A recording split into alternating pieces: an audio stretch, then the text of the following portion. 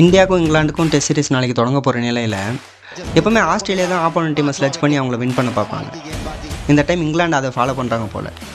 என்ன இந்த சீரிஸை பற்றி முன்னாள் இங்கிலாந்து பிளேயர் மைக்கேல் வான் கிட்ட கேட்கும்போது அவர் என்ன சொல்கிறாருன்னா, இந்தியா தோக்கறதுக்காக தான் இங்கிலாந்து வந்திருக்காங்க அப்படின்னு சொல்லிட்டு ரொம்ப நக்கலாக சொல்கிறாரு.